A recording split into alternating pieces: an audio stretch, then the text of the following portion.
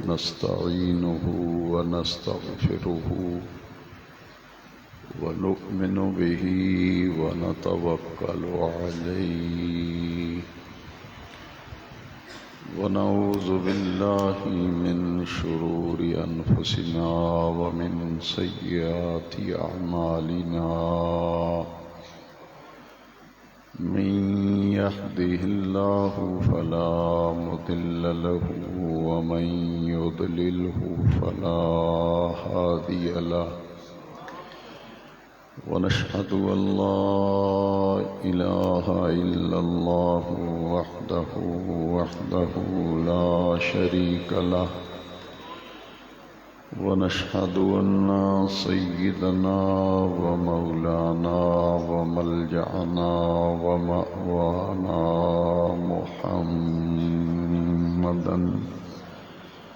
عبده ورسوله صلى الله تعالى عليه وعلى آله وأصحابه أجمعين أما بعد فأعوذ بالله من الشيطان الرجيم بسم الله الرحمن الرحيم فاذكروني أذكركم واشكروا لي ولا تكفرون يا أيها الذين آمنوا استعينوا بالصبر والصلاة إن الله مع الصابرين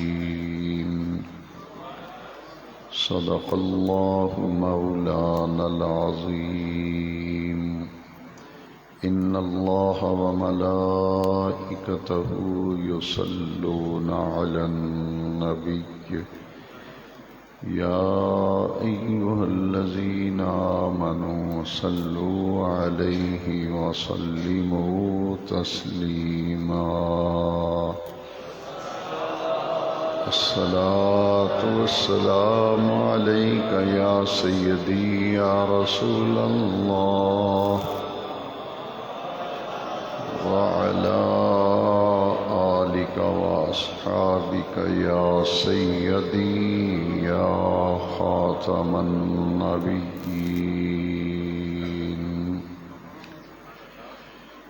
معزز و محترم سامعین و حاضرین کرام، گزشتہ جمعۃ مبارکہ میں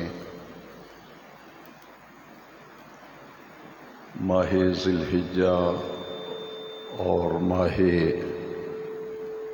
محرم الحرام شریف کے خطبات جمعہ میں امیر المومنین سیدنا عثمان غنی ذی النورین رضی اللہ تعالیٰ عنہ اور امیر المومنین مراد نبوت حضرت سیدنا عمر فاروق اعظم رضی اللہ تعالیٰ عنہ کے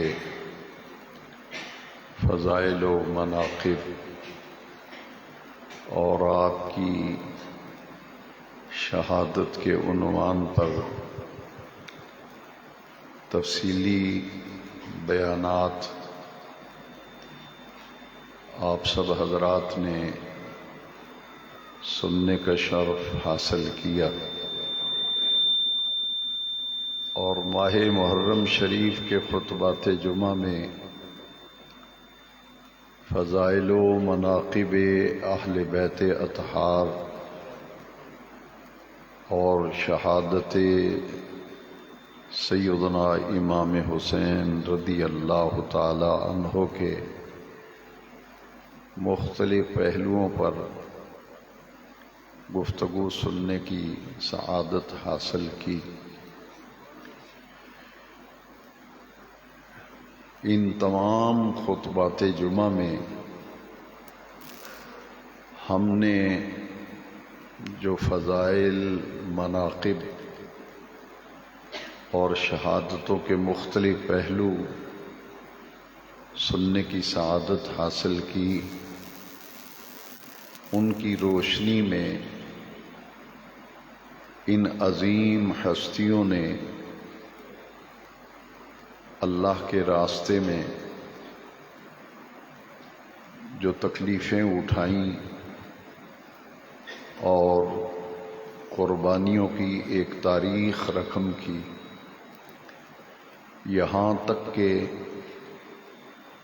اپنی جانوں کا نذرانہ دیا اور شہادت کا مقام اور مرتبہ پایا،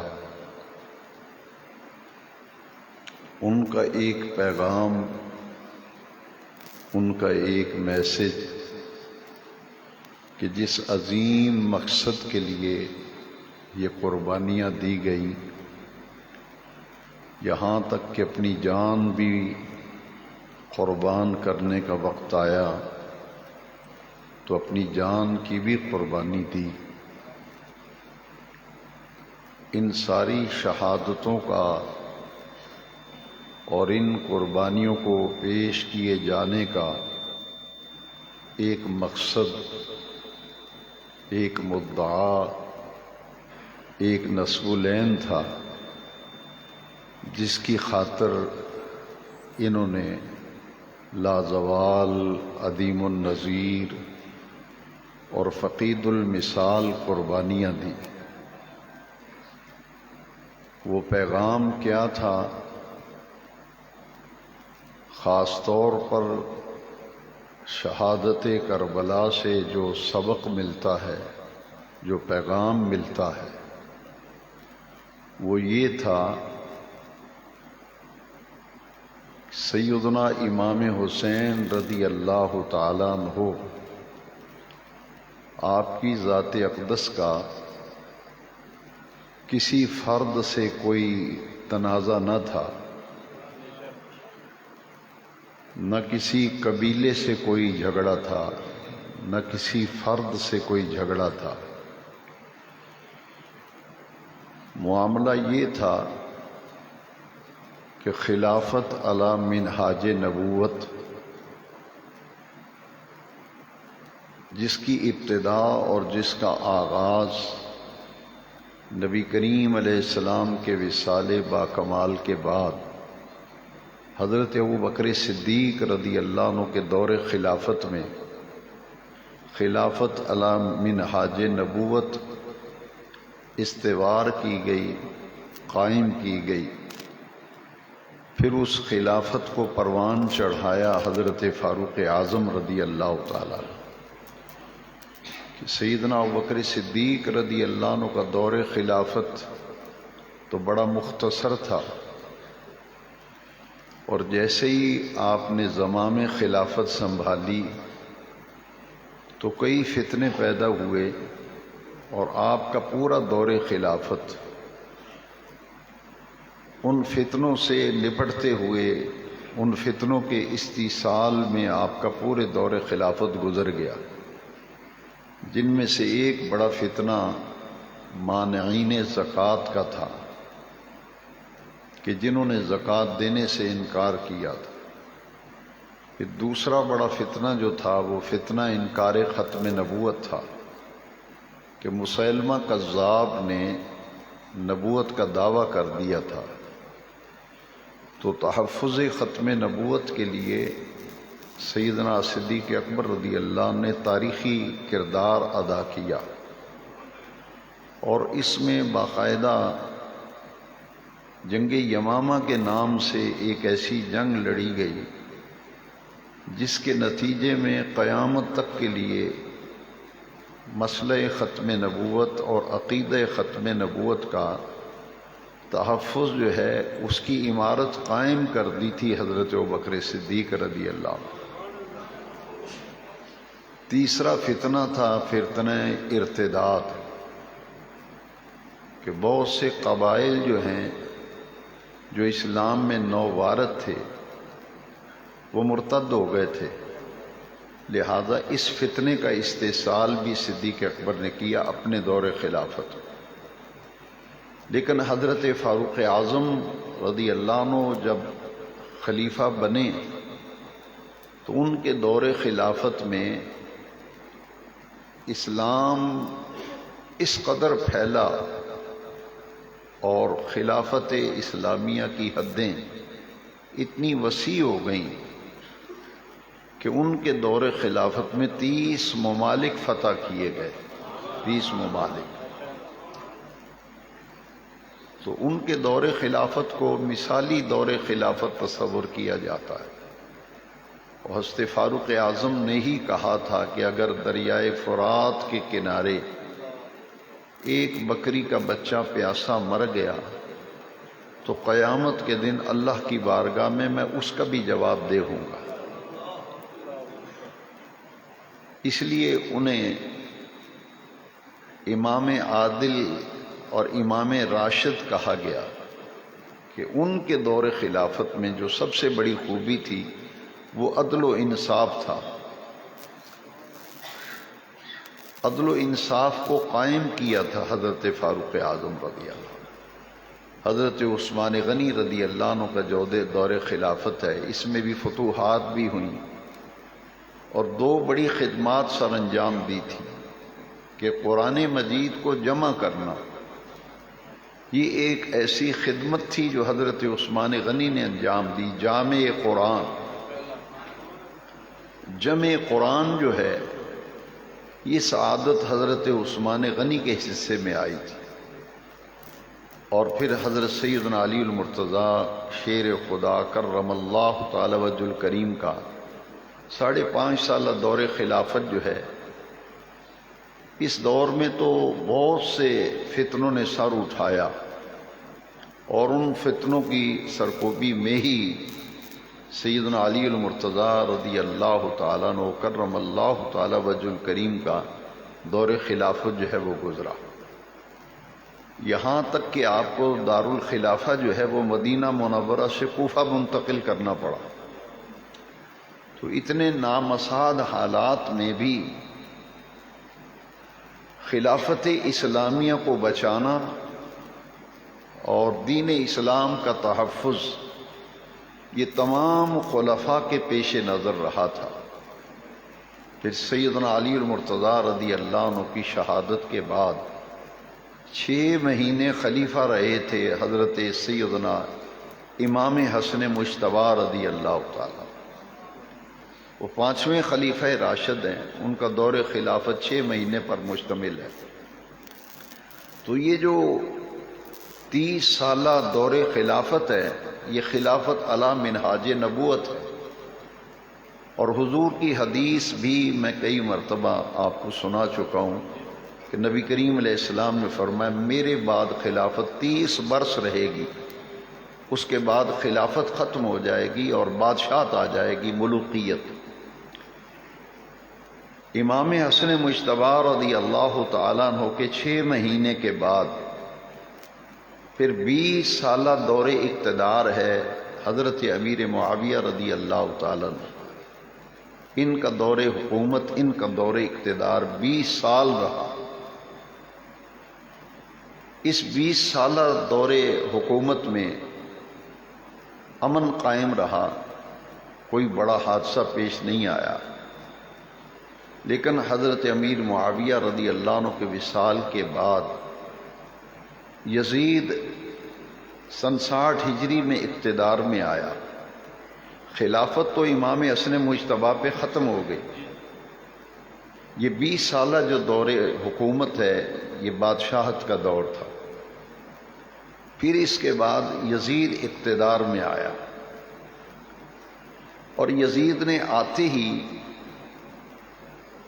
جو کام کیا وہ یہ تھا اللہ تبارک و تعالیٰ کی حدوں کو پامال کیا تھا۔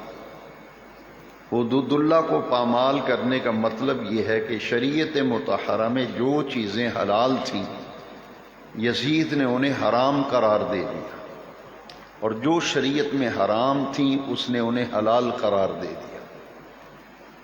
پچھلے جمعات مبارکہ میں عرض کر چکا ہوں کہ نماز کی پابندی اس نے ختم کر دی تھی۔ لوگ کہتے ہیں کہ یزید کلمہ پڑھتا تھا۔ میں صرف سمجھانے کے لیے عرض کرتا ہوں، اگر کسی کا یہ عقیدہ ہے، کوئی یزید کی تعریف کرتا ہے، مسلمان سمجھتا ہے، تو اس کا عقیدہ اس کو مبارک ہو، ہم اس سے الجھتے نہیں، نہ ہمیں اس سے کوئی غرض ہے، لیکن کم از کم ایمان کی سلامتی تو رب سے مانگنی چاہیے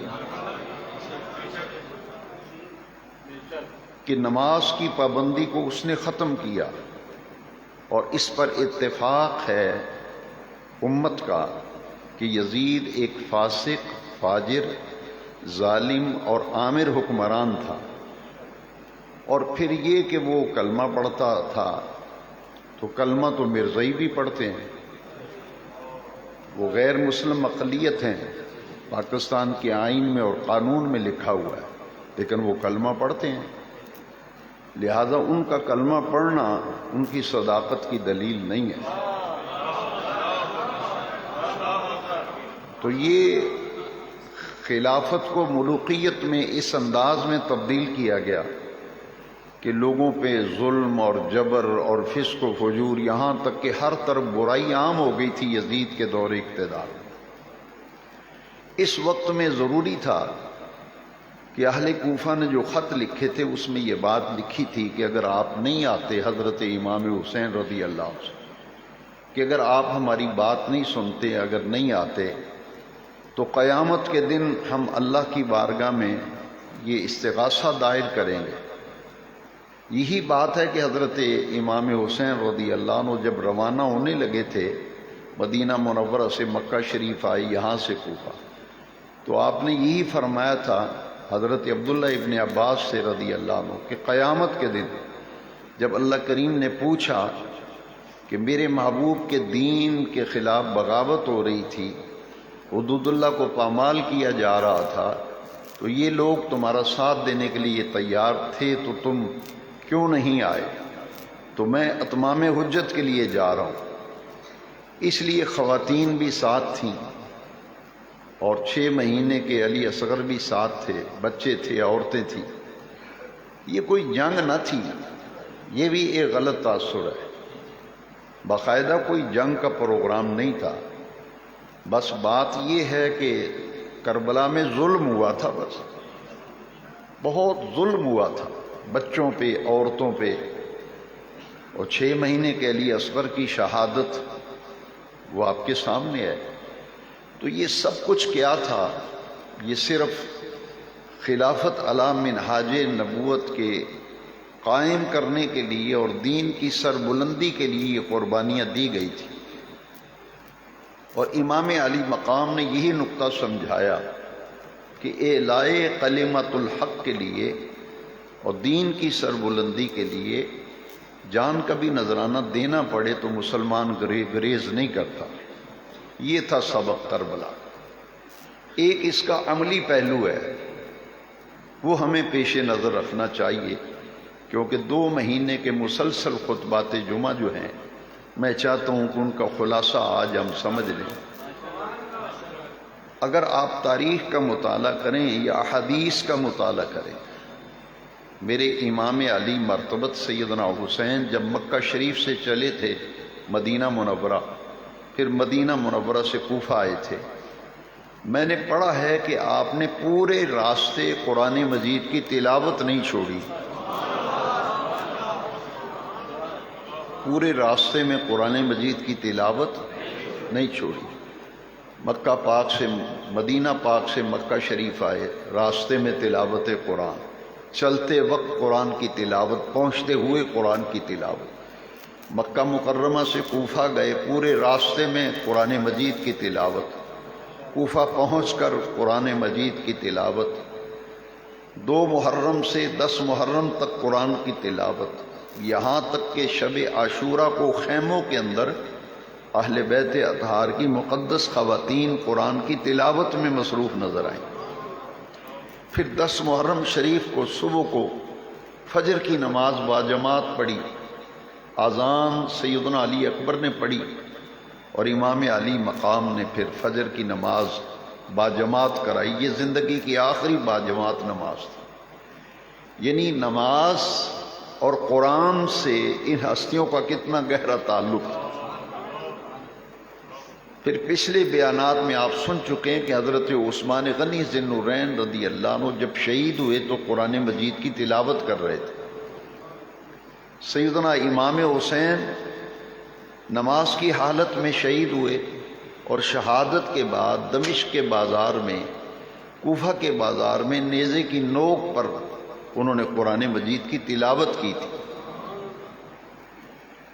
ان کا تلاوت قرآن کرنا اور نماز کے ساتھ وابستہ رہنا، پھر حضرت عمر فاروق اعظم رضی اللہ تعالیٰ عنہ، یہ تین چیزیں ان تمام شہادتوں کا پیغام ہے۔ ایک نماز، ایک قرآن اور ایک مسجد۔ مسجد سے اتنی محبت کہ حضرت فاروق اعظم رضی اللہ تعالیٰ عنہ محراب نبی میں شہید ہوئے، نماز کی حالت میں شہید ہوئے۔ فجر کی نماز کے لیے صفیں درست کرا رہے تھے، حضرت عثمان غنی رضی اللہ عنہ قرآن پڑھتے ہوئے شہید ہوئے۔ مولا علی نماز فجر کے لیے کوفہ کی جامع مسجد میں آئے تو مسجد میں شہید ہوئے، نماز فجر کے لیے آئے ہوئے ہیں۔ امام علی مقام جب شہید ہوئے تو آپ کیا کر رہے تھے؟ نماز پڑھ رہے تھے، اور سجدے کی حالت میں آپ نے جام شہادت نوش کیا۔ اور پھر یہ نقطہ بڑا قابل توجہ ہے کہ 72 افراد کے اجساد مبارکہ پڑے ہوئے ہیں، سر کٹے ہوئے ہیں، سر ہے ہی نہیں۔ 72 نفوس قدسیہ کے سر کاٹ کر نیزوں پہ لٹکائے، 72 لاشیں پڑی ہوئی ہیں، 72 جنازے پڑے ہوئے ہیں، اور امام علی مقام جو ہیں وہ اللہ کے حضور سجدہ کر رہے ہیں۔ جو لوگ کہتے ہیں کہ یہ کوئی یزید کا جھگڑا ہوا تھا یا جھگڑا تھا، یہ ان کی کوئی لڑائی تھی، میں نہایت ادب سے اصلاحاً عرض کرنا چاہتا ہوں، مجھے کسی سے کوئی غرض نہیں، کہ کل قافلہ 145 آدمیوں کا تھا۔ امام حسین کے کل کتنا قافلہ تھا؟ اور 146 میں خود امام حسین تھے۔ امام حسین کو اگر شامل کر لیں تو 146 کل بندے، ان میں عورتیں ہیں، ان میں چھوٹے بچے ہیں، تو یہ جنگ کرنے آئے تھے، یہ جھگڑا کرنے آئے تھے؟ جھگڑا تو انہوں نے سیکھا ہی نہیں تھا، جھگڑا تو انہوں نے سیکھا ہی نہیں تھا۔ بس ظالموں نے گھیرے میں لے لیا اور ظلم کی انتہا کر دی، بس گھیرے میں آگے حضور کے گھرانے والے، بس ظالموں نے ظلم کی انتہا کر دی، ذبح کیا بچوں کو، گردنیں کاٹی، اور 145 تھے، 146 میں حضرت امام حسین تھے رضی، اور ان سے لڑنے کے لیے کتنے لوگ آئے تھے؟ یعنی ظلم کرنے کے لیے 12,000 کا لشکر، 145 اور ان کو ظلم کرنے کے لیے اور ظلمن کاٹنے کے لیے، ذبح کرنے کے لیے 12,000 کوفی تھے۔ یہ سب کچھ کربلا میں ہوا، لیکن امام علی مقام نے کربلا میں صبر ایسا کیا جیسا کوئی کر نہیں سکتا، اور نماز بھی ایسی پڑھی جیسی کوئی پڑھ سکتا نہیں۔ قرآن مجید میں جہاں اللہ کے راستے میں جان دینے والوں کی عظمت بیان کی گئی، اس سے پہلے 2 چیزوں کا ذکر آیا کہ جب تمہارے اوپر کوئی مشکل وقت آئے، کوئی مصیبت کا وقت آ جائے، دکھ آ جائیں، پریشانیاں گھیرے میں لے لیں، ہر طرف تم گھیرے میں آ جاؤ، راستہ نکلنے کا کوئی راستہ نہیں بن رہا نکلنے کا، تو قرآن کہتے 2 کام کیا کرو، 2 چیزوں سے مدد مانگا کرو۔ یا ایھا الذین آمنوا، اے ایمان والو، استعینوا، مدد طلب کیا کرو، بالصبر والصلاۃ، صبر اور نماز سے۔ مجھے کوئی آدمی بتا دے کہ امام حسین نے کوئی بے صبری کا جملہ بولا ہو کربلا میں، یا حضور امام علی مقام کے خاندان میں سے کسی نے بے صبری کا جملہ بولا ہو۔ صبر کا معنی کیا ہے؟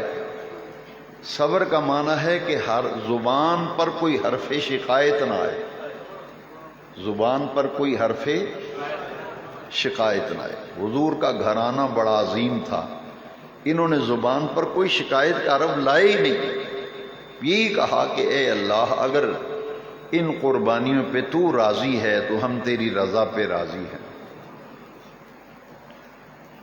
کربلا شریف میں میرے امام حسین اور حضور کے پورے خاندان نے ایسا صبر کیا جیسا کوئی صبر کر سکتا نہیں، اور نماز بھی ایسی پڑھی جیسی کوئی پڑھ سکتا نہیں۔ کربلا کے 3 پیغام ہیں جو میں آپ کی نظر کرنا چاہتا ہوں۔ ایک یہ کہ اللہ کی نعمتوں پر شکر ادا کرنا، اللہ کی نعمتوں پر۔ دوسرا دکھوں، تکلیفوں، پریشانیوں، مصیبتوں پر صبر کرنا، اور ان دونوں چیزوں سے بڑھ کر یہ چیزیں بعد میں ہیں، لیکن تیسری چیز جو ہے اسے میں پہلے نمبر پہ رکھتا ہوں، وہ ہے نماز۔ اب اس کی ترتیب کیا ہوگی؟ نماز، صبر اور شکر۔ نماز، صبر اور شکر، یہ کربلا کا پیغام ہے، یہ شہادتوں کا پورا سلسلہ۔ قیامت تک آنے والے اہل ایمان کو ایک سبق مل رہا ہے کہ لاشوں کے ہر طرف اجساد مبارکہ بکھرے ہوئے ہیں، لیکن نماز نہیں چھوڑی امام نے، نماز کی حالت میں شہید ہوئے، اور پھر رات عبادت میں گزری تھی شب عاشورہ۔ تیسرا کوئی حرف شکایت زبان پہ نہیں لائے، اور یہی شکر ادا کرتے رہے کہ باری تعالیٰ تیرا شکر ہے کہ تو نے اپنے راستے میں ہمیں قربانی دینے کا موقع فراہم فرمایا، تیرے راستے میں یہ قربانیاں دی گئیں، شہادتیں ہوئیں، یہ عمل اپنی بارگاہ میں قبول فرما لے۔ لہذا ہمیں چاہیے کہ 3 چیزوں کے ساتھ وابستہ ہو جائے، نماز، صبر اور شکر۔ اور جتنی بھی شہادتیں آپ نے ذی الحج سے لے کر اب تک سنی ہیں، حضرت عمر کی، حضرت عثمان، کربلا کی شہادتیں، جتنی بھی، ان کا تعلق آپ دیکھیں کہ ان میں کتنی شہادتیں جو ہیں جن کا تعلق مسجد کے ساتھ ہے۔ لہذا ان ہستیوں کو مسجد سے کتنی محبت تھی، قرآن سے کتنی محبت تھی، صبر اور شکر سے کتنا تعلق تھا۔ لہذا قرآن مجید میں جہاں اللہ کے راستے میں جان دینے والوں کو مردہ کہنے سے منع کیا گیا، وہاں ان تینوں آیتوں کو اگر ملا کے پڑھیں گے، پہلی آیت میں شکر کا ذکر ہے، دوسری آیت میں صبر اور نماز کا ذکر ہے۔ یہ سبق کربلا کا پیغام حسین، یہ حضور کی امت کے نام یہ پیغام ہے۔ اس لیے میں وہ 2 آیتیں آج میں نے خطبے میں تلاوت کی، فَاذْكُرُونِي أَذْكُرْكُمْ، کہ اللہ کے ذکر کے بغیر تو بات ہی نہیں بنے گی۔ اللہ کی یاد یہ بہت بڑی دولت، بہت بڑا سرمایہ ہے۔ وَلَذِكْرُ اللَّهِ أَكْبَرُ، اور ذکر کی افضل ترین صورت نماز ہے، اقم الصلاۃ لذکری۔ لہذا فاذکرونی اذکرکم واشکروا لی ولا تکفرون، میرا شکر ادا کیا کرو اور میری ناشکری نہ کیا کرو۔ تو ہم اپنی زبان پر جو ناشکری کے جملے لاتے ہیں، بے صبری کے جملے لاتے ہیں، اس سے جو نیک اعمال کا سلسلہ ہے اس پر زد پڑتی ہے۔ لہذا مسلمان کی یہ شان ہے کہ وہ اپنے مزاج میں، اپنی طبیعت میں یہ بات شامل کرے کہ اللہ تعالیٰ کی ہر نعمت پر شکر ادا کیا کرے، کیونکہ جو شکر ادا کرتا ہے بے نیاز رب کا قرآن میں وعدہ ہے، لَإِن شَكَرْتُمْ لَأَزِيدَنَّكُمْ، تم میری نعمتوں کا شکر کرو گے تو میں اپنی نعمتوں میں اور اضافہ کر دوں گا۔ اور جو تکلیفوں پر صبر کرنے والے ہیں جب جنت میں داخل ہوں گے تو قرآن مجید میں رب ذوالجلال نے فرمایا جنت کے دروازے پر دونوں طرف فرشتوں کی قطاریں لگ جائیں گی۔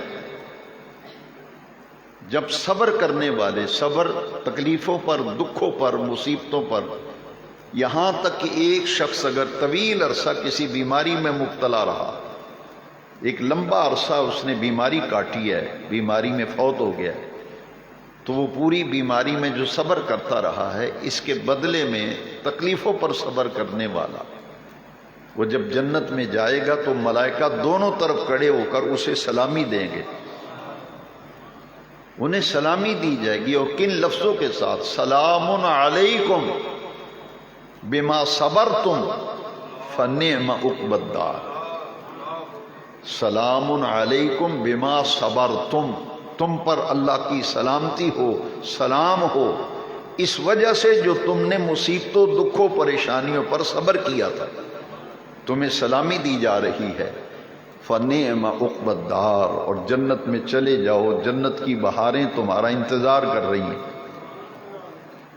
فنعم عقبی الدار، اور اللہ نے تمہارا آخرت کا گھر بہت ہی اچھا بنایا ہے، آخرت کا گھر بہت ہی اچھا بنایا ہے۔ فنعم عقبی الدار، تو یہ صبر و شکر اور نماز اور مسجد سے محبت، دین کے ساتھ وابستہ رہنا، ان تمام شہادتوں کا یہی پیغام تھا۔ آج ہمیں چاہیے کہ ہم اپنی عملی زندگی کو بہتر بنائیں۔ میں اور آپ یہ سوچیں کہ دین کے ساتھ میری وابستگی کس درجے میں ہے۔ دین کی وابستگی کی سب سے بڑی علامت جو ہے وہ 5 وقت کی نماز ہے، وہ 5 وقت کی نماز ہے، اور اس کے متعلق قرآن کی تعلیم کیا ہے؟ وَارْكَعُوا مَعَ الرَّاكِعِينَ، رکوع کرنے والوں کے ساتھ رکوع کرو، جھکنے والوں کے ساتھ جھکو۔ باجماعت نماز کا اس قدر اہتمام، دین کے ساتھ وابستگی، اور پھر قرآن مجید تو اللہ تعالیٰ کی ایسی ایک عظیم نعمت ہے کہ حضور نے فرمایا کہ اپنے گھروں کو قبرستان نہ بناؤ۔ جس گھر میں اللہ کے قرآن کی تلاوت نہیں، وہ ایسے ہے جیسے قبرستان ہے۔ لہذا 5 وقت کی نماز باجماعت، گھروں کے اندر قرآن مجید کی تلاوت، اور کچھ قرآن مجید کا حصہ زبانی یاد کرنا، کچھ سورتیں، کچھ آیتیں، کچھ رکوع، ہمیں کچھ نہ کچھ حصہ اس کا زبانی یاد کرنا چاہیے۔ اور یہ دین سے وابستگی کے لیے یہ چیزیں ضروری ہیں۔ پھر صبر اور شکر، یہی پیغام تھا ان تمام شہادتوں کا کہ حضرت عمر فاروق اعظم رضی اللہ عنہ جب محراب میں شہید ہوئے تو شدید زخمی ہو کر گرے، تو آپ نے پہلی بات کیا کی تھی؟ یہ کہا تھا کہ مجھے ہاسپٹل پہنچاؤ، جلدی کرو، مجھے اٹھا لو، میرے گھر پہنچا دو۔ آپ نے فرمایا تھا کہ مجھے میرے حال پہ چھوڑ دو، مجھے میرے حال پہ چھوڑ دو، پہلے نماز پڑھ لو۔ تو حضرت عبد الرحمن بن عوف رضی اللہ تعالیٰ نے، چونکہ حالات و واقعات کا تقاضا یہی تھا، مختصر قرات کی اور فجر کی نماز پڑھائی تھی۔ نماز کی فکر ہے۔ مولا علی کرم اللہ تعالیٰ وجہ الکریم فجر کی نماز کے لیے آئے، مسجد کوفے کی ہے، اس میں شہید کیے گئے۔ آپ نے بھی یہی فرمایا تھا کہ نماز کا وقت ہے، پہلے نماز پڑھ لیں۔ تو ترجیح، مسلمان کی جو ترجیحات ہیں ہمارے روزمرہ نظام میں، سب سے بڑی ترجیح 3 چیزوں کو دینی پڑے گی۔ ایک 5 وقت کی نماز، ایک اللہ کا قرآن، اور تیسرا مسجد۔ جب تک ان 3 چیزوں کی لگن نہیں ہوگی، محبت نہیں ہوگی، پیار نہیں ہوگا، تو پھر ہمارے دعویٰ بھی کمزور ہوگا، اور جو ہمارا تعلق ہے وہ بھی کمزور ہوگا۔ اس کو مضبوط کرنا ہے۔ دین کے ساتھ وابستگی جو ہے وہ 5 وقت کی نماز سے آتی ہے، دین سے وابستگی قرآن کی تلاوت سے آتی ہے۔ اس لیے میں چاہوں گا کہ 2 مہینے کے خطبات جمعہ کو آج ہم اچھی طرح سے سمجھ لیں، اور اس کا خلاصہ یہ ہے کہ میں اور آپ مل کر اپنی عملی زندگی کو بہتر بنائیں، اپنی عملی زندگی کو جہاں جہاں کمزوریاں ہیں، جہاں جہاں خامیاں ہیں، ہم مل کر، میں اور آپ مل کر ان خامیوں اور کمزوریوں کو دور کریں۔ اس لیے ان خطبات جمعہ کا ایک مقصد ہوتا ہے کہ دین کا ایک پیغام، اللہ اور اس کے رسول کے احکام، قرآن کی تعلیم، حدیث کی تعلیم لوگوں تک پہنچائی جائے، دین کی دعوت، دین کی تبلیغ، تاکہ اپنی عملی زندگی کو بہتر بنا دیا جائے۔ دو چیزیں بہت ضروری ہیں، ایک تعلیم اور ایک تربیت۔ تعلیم ہوتی ہے جمعے کے خطبات میں، دروس قرآن میں، دینی محافل میں خطابات کے ذریعے، یہ تعلیم ہوتی ہے۔ تربیت ہوتی ہے کسی اللہ والے کی صحبت میں بیٹھ کر اس تعلیم پر عمل کرنے کے طریقوں کو سیکھنا۔ اس لیے بزرگان دین نے ایسے ایسے اللہ والے گزرے ہیں جو صرف اپنے عمل سے تبلیغ کرتے تھے، یعنی ان کے اعمال اور ان کے افعال کو دیکھ دیکھ کر لوگ اپنی زندگیوں کو درست کرتے تھے۔ لہذا ہمارا دین یہی سکھاتا ہے اور دین کے ساتھ ہمیں وابستہ رہنا چاہیے۔ حاضرین محترم، آخر میں بڑے دکھے دل سے اور درد دل سے یہ کہوں گا کہ گزشتہ 2-3 روز قبل جڑوالا کے اندر ایک بڑا افسوسناک اور بڑا ہی دل خراش واقعہ پیش آیا۔ یہ تو طے شدہ بات ہے، اس میں دوسری رائے نہیں، یہ 101% بات درست ہے، اس میں نہ کسی قسم کا شک ہے نہ شبہ ہے۔ ہر مسلمان، میں اسے مسلمان ہی نہیں سمجھتا، وہ مومن ہی نہیں جو حرمت مصطفیٰ پر، ناموس رسالت پر اور تقدس قرآن کی عظمت پر کس قسم کی کوئی دوسری رائے رکھتا ہے، اسے مسلمان کہلانے کا حق نہیں ہے۔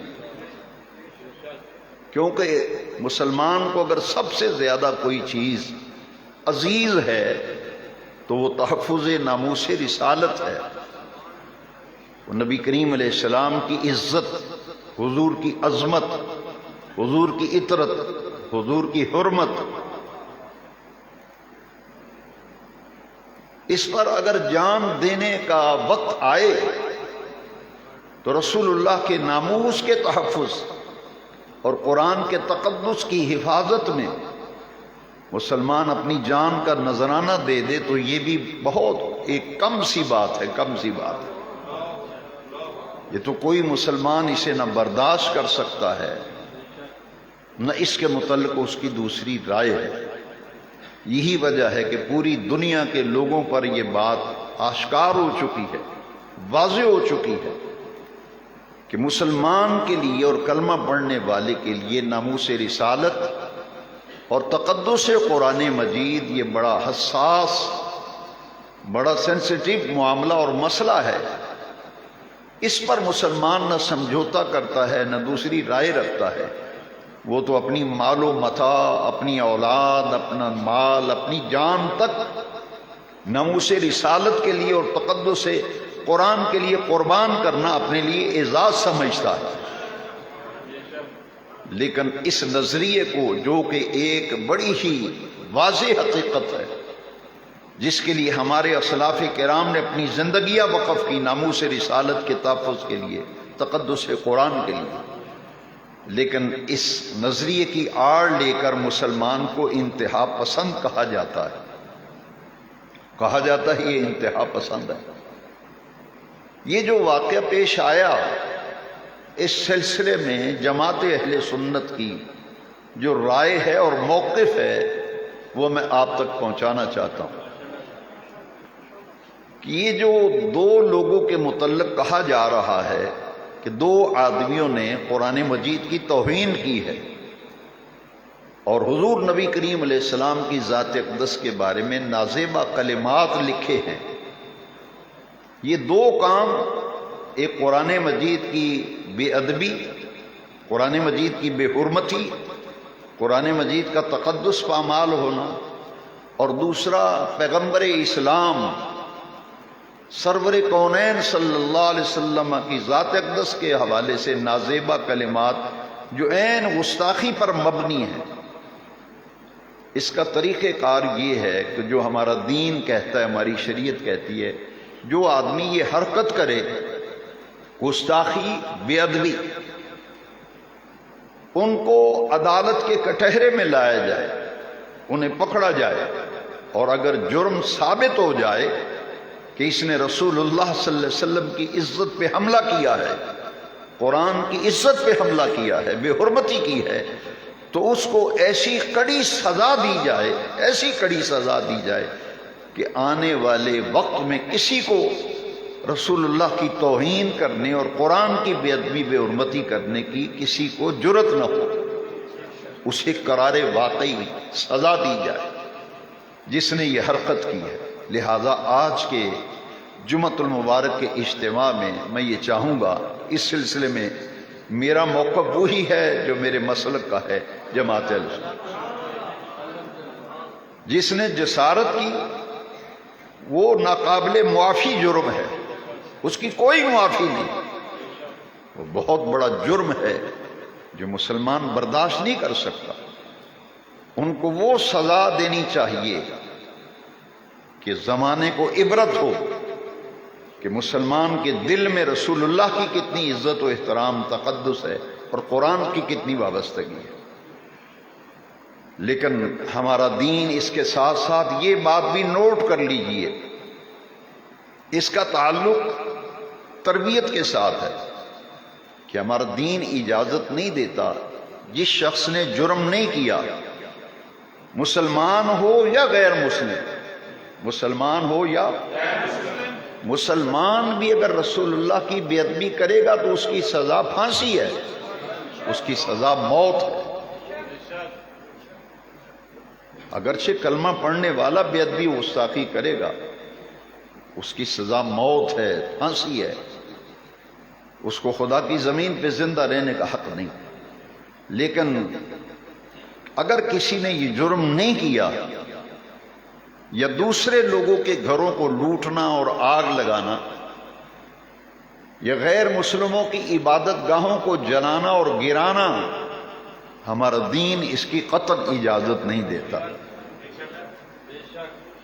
بلکہ شریعت کا کون سا ایسا ضابطہ ہے وہ ہمیں بھی بتایا جائے کہ شریعت کا کون سا ایسا ضابطہ ہے، کون سا ایسا قانون شریعت ہے جس کی روشنی میں غیر مسلموں کی عبادت گاہوں کو گرانا اور آگ لگانا اور مال و متاع کو لوٹ لینا، گھروں کو لوٹ لینا، سامان لوٹ لینا، اس کی دین اجازت نہیں دیتا۔ لہذا اس کے ساتھ ہمارے اہل ایمان اور اہل اسلام یہ واضح کرنا چاہتے ہیں کہ جو کچھ ہوا ہے اس سے پاکستان کی بدنامی ہوئی ہے، اس سے پاکستان کی، اس سے پہلے ایک واقعہ ہو چکا ہے سمڑیال میں، وہ سری لنکن تھا آدمی، اسے جو قتل کیا گیا تھا، بعد میں جو بات نکلی تو بدنامی ہوئی مسلمانوں کی۔ اب یہ کہ اگر جس طرح قرآن مجید کی بے حرمتی ہو ہم سراپا احتجاج بنتے ہیں، ہمارے لیے ناقابل برداشت ہے، کیا آپ سمجھتے ہیں کہ جب کسی بھی مذہب اور کسی بھی دھرم سے تعلق رکھنے والوں کی عبادت گاہوں پر اگر حملہ کیا جائے گا تو یہ بات نوٹ کر لینی چاہیے، ہمارا دین اس کی اجازت نہیں دیتا اور ہماری شریعت میں کہیں بھی اس کی کوئی گنجائش نہیں ہے۔ یہ 10-11 سال پہلے سانگلا ہل میں گرجا جلایا گیا تھا، اس کے نتیجے میں لوگ 3 مہینے جیل کے اندر رہے تھے، اور جب یہ معاملہ طے ہوا تھا اس میٹنگ کے اندر میں بھی تھا، تو وہاں جتنے بھی اکابر علماء تھے انہوں نے عیسائیوں سے باقاعدہ معذرت کی تھی اور معافی مانگی تھی کہ یہ آپ کا جو گرجا جلایا گیا نقصان ہوا ہے، ہم اس سے معذرت بھی کرتے ہیں اور معافی بھی کرتے ہیں۔ وہ معاہدہ باقاعدہ لکھا گیا، اس کی کاپی میرے پاس موجود ہے، جس کے نتیجے میں رہائی ہوئی تھی۔ لہذا مشتعل ہونا اور مشتعل ہو کر وہ کام کر گزرنا جو اسلام کی اور پاکستان کی بدنامی کا باعث بنے۔ میری ذاتی رائے یہ ہے، میں اپنے مشائخ اور علماء سے گفتگو کے بعد اس نتیجے پر پہنچا ہوں، اور اس ممبر سے کبھی غیر ذمہ دارانہ گفتگو نہیں ہوئی۔ میری ذات کو گالیاں دی گئی، بہت کچھ کہا گیا، ذاتی تنقید کی گئی، میں نے اس کا جواب تک نہیں دیا، اور میں نے یہ عہد کیا ہوا ہے کہ مجھے جو کچھ مرضی کہتا رہے میں اس کا جواب نہیں دوں گا۔ یہ اس کا فعل ہے، اس کا فعل ہے جو کرتا رہے، لیکن یہ میں کہے بغیر رہ نہیں سکتا کہ یہ پاکستان کے امن اور سلامتی کے خلاف ایک بہت بڑی گہری سازش ہے۔ جو کچھ ہوا ہے اس کی ایک تو آج جمعۃ المبارک کا یہ اجتماع حکومت سے مطالبہ کرتا ہے کہ سانحہ جیڑا والا کی انکوائری کرائی جائے اور اعلیٰ سطح پہ کرائی جائے۔ یہ نہیں ہے کہ چھوٹے درجے میں دو چار آدمیوں کو بلا کر کے کارروائی ڈال دی جائے، نہیں، اعلیٰ سطح کی انکوائری کرائی جائے، اور یہ حکومت پنجاب کی ذمہ داری ہے، اور حقائق منظر عام پہ آ جائیں تو جس نے قرآن کی گستاخی اور توہین کی ہے، جس نے رسول اللہ کی گستاخی کی ہے، اسے سر عام پھانسی دی جائے، اور جنہوں نے شریعت اور دین کا مذاق اڑایا ہے اور عیسائیوں کے گھروں کو لوٹا ہے، گرجوں کو آگ لگائی ہے، سامان لوٹ لیا ہے، کیا اسلام اجازت دیتا ہے؟ قانون شریعت پڑھیے اور دین پڑھیے۔ ہمارا دین یہ کہتا ہے کہ اگر غیر مسلموں کے ہاں جنگ کا معاملہ بھی پیش آ جائے تو نہ عورتوں پہ ہاتھ اٹھایا جائے گا، نہ بچوں کو کچھ کہا جائے گا، فصلوں، باغات و سبزے کا نقصان نہیں کیا جائے گا، عمر رسیدہ لوگ اور بوڑھے لوگوں کو کچھ نہیں کہا جائے گا، صرف وہی جو آپ کے مقابل آئیں گے ان سے ہی دفاع کریں گے۔ لہٰذا یہ جو کچھ ہوا ہے ہم اس کی پرزور مذمت کرتے ہیں، اور اس پر گہرے دکھ اور گہرے صدمے کا اظہار کرتے ہیں۔ میں اللہ کا شکر ادا کرتا ہوں، آپ بھی اللہ کا شکر کریں، شکر ہے کہ اس حادثے میں کوئی جانی نقصان نہیں ہوا۔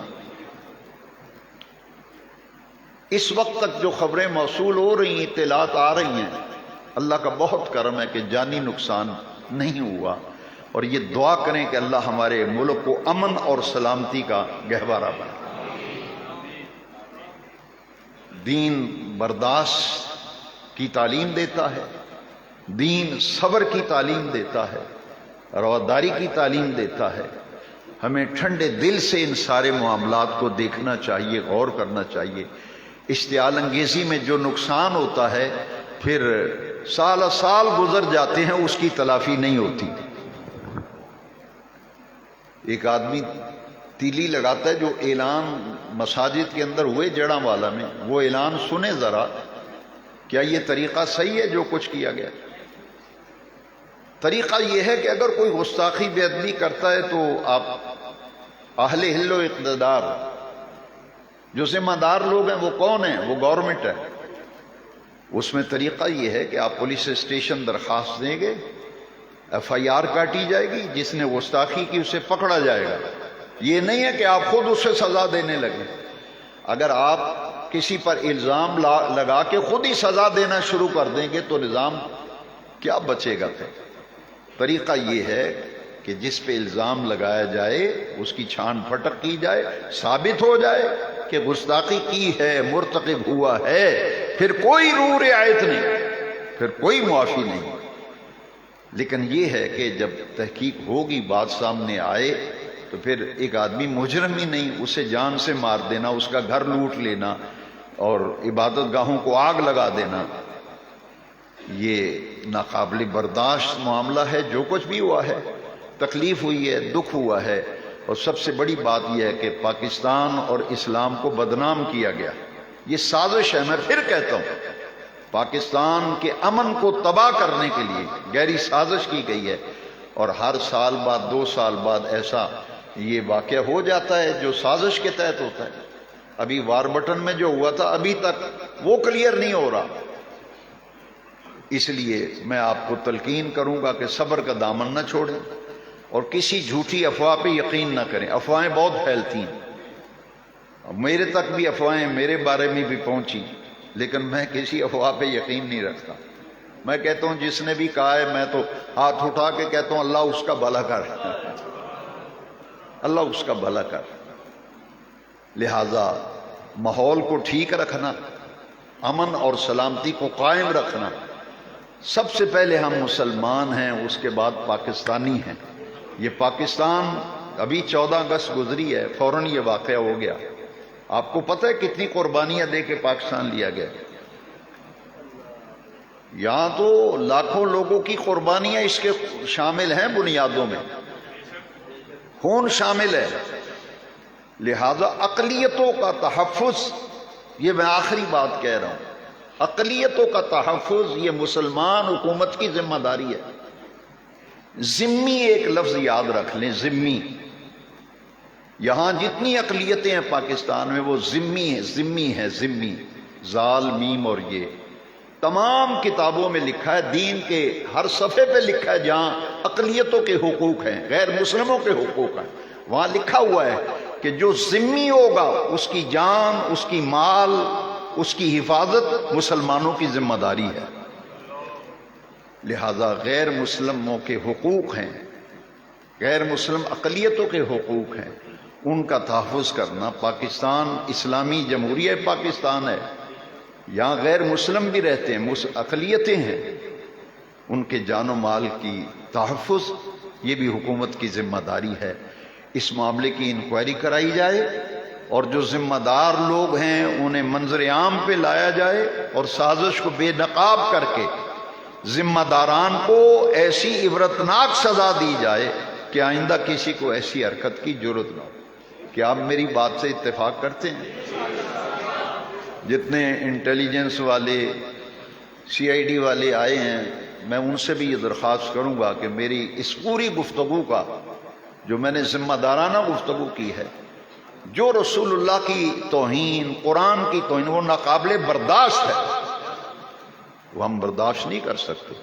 جس نے یہ جرم کیا ہے اسے پکڑا جائے، اس کو سزا دی جائے، اور جس نے پاکستان کا امن تباہ کرنے کے لیے سلامتی پہ حملہ آور ہوا ہے، گرجوں کو آگ لگائی، عیسائیوں کے گھروں کو لوٹ لیا ہے، سامان لوٹا ہے، میرا یہ مطالبہ ہے کہ اس کی انکوائری کرا کر جو بھی اس کا ذمہ دار ہے اس کو منظر عام پہ لائیں، سازش کو بے نقاب کریں، اور اس معاملے میں حکومت جو بھی پاکستان کے امن، سلامتی اور مذہبی رواداری اور ہم آہنگی کے لیے جو حکومت پلان بنائے گی، کام کرے گی، اس میں ہم حکومت کا ساتھ دیں گے، کیونکہ یہ ملک ہمارا ہے اور اس کا امن ہمیں بڑا عزیز ہے۔ اس لیے آپ نے افواہوں پر یقین نہیں کرنا۔ آپ افواہ جی فلاں یہ ہو گیا، جی فلاں یہ ہو گیا، مجھے پتہ نہیں کتنی روز افواہیں سناتے ہیں لوگ، وہ میں آپ کو بتاؤں تو آپ حیران ہو جائے کہ تو زندہ کیسے ہے۔ لہذا صبر کریں، اور مشتعل ہونے سے نقصان ہے، ملک کا نقصان ہے، اور اس ملک کا امن ہمیں بڑا عزیز ہے۔ اللہ آپ کو سلامت رکھے، اللہ ہمارا دین سلامت رہے، میرے آقا کی عزت و عظمت ہمیشہ ہمارے دل پر نقش رہے۔ وآخر دعوانا ان الحمد